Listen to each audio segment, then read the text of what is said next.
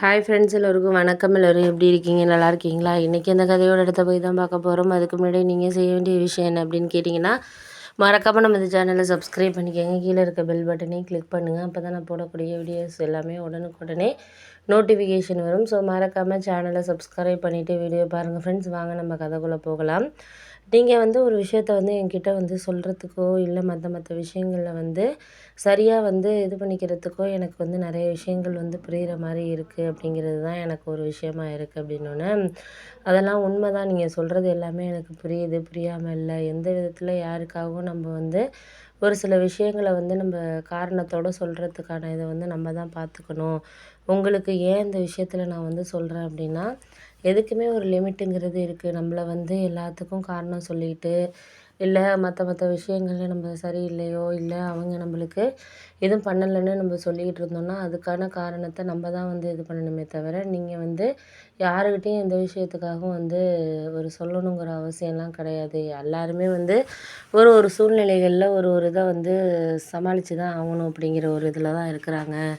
நீங்கள் அதனால் எதையும் பற்றி நினைக்காதீங்க. நினச்சி ஒன்றும் ஆக போகிறதில்ல. போக போக உங்களுக்கு எல்லாமே புரியும். புரிஞ்சுக்கிட்டு நீங்கள் எல்லாமே பார்த்துக்கலாம், பண்ணிக்கலாம் அப்படின்னோடனே, ஆமாம், அதை தான் நானுமே உங்ககிட்ட நான் சொல்லக்கூடிய ஒரு விஷயமா இருக்குது. ஏன் அப்படின்னா, நம்ம ஒரு சில விஷயங்களில் நம்மளால எதையுமே சமாளிக்க முடியலை அப்படிங்கிற மாதிரியான ஒரு சூழ்நிலைகளில் நம்ம அதையெல்லாம் எடுத்துக்கிட்டு போகிறது தான் நல்லதாக இருக்கும். நீங்கள் அதை தாண்டி எதுவும் சொல்லாதீங்க, பண்ணாதீங்க அப்படின்னோடனே, ஆமாம், அதுக்காக தான் நானும் முடிஞ்ச அளவுக்கு என்னால் எந்த விஷயத்தில் சமாளிக்க முடியுதோ அந்த விஷயத்தில் நான் இது பண்ணிகிட்ருக்கேன்.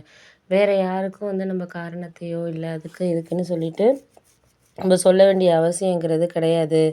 போக போக உங்களுக்கு எல்லாமே தெரியும் அப்படின்னோடனே, ஆமாம், அதெல்லாம் தெரியறதெல்லாம் எனக்கு ஓகே தான். என்னால் எதுவும் பேசுகிறதுக்கு பண்ணுறதுக்கெல்லாம் என்னால் ஒன்றும் சொல்கிறது மாதிரி இல்லை. போக போக உங்களுக்கு யார் என்னங்கிறது உங்களுக்கு தெரியறதுக்கான டைம்ங்கிறது வரும்.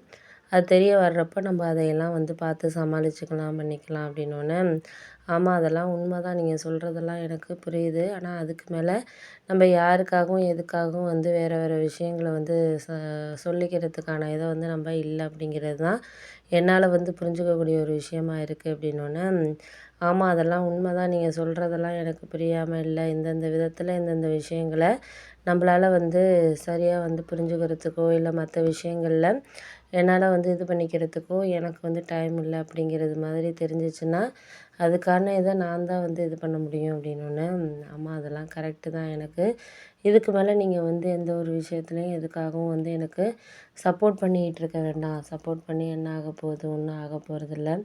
போக போக உங்களுக்கு எல்லாமே தெரியும். தெரியாமல் இருக்காது அப்படின்னோடனே, ஆமாம், அதெல்லாம் உண்மை தான். நீங்கள் சொல்கிறது எல்லாமே எனக்கு புரியும்.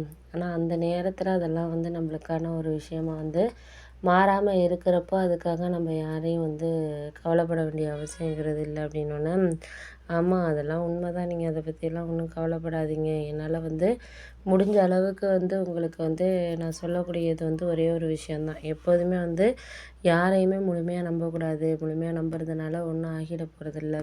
பார்த்துக்கலாம், நம்மளுக்கு எல்லாம் நல்லது நடக்கும்.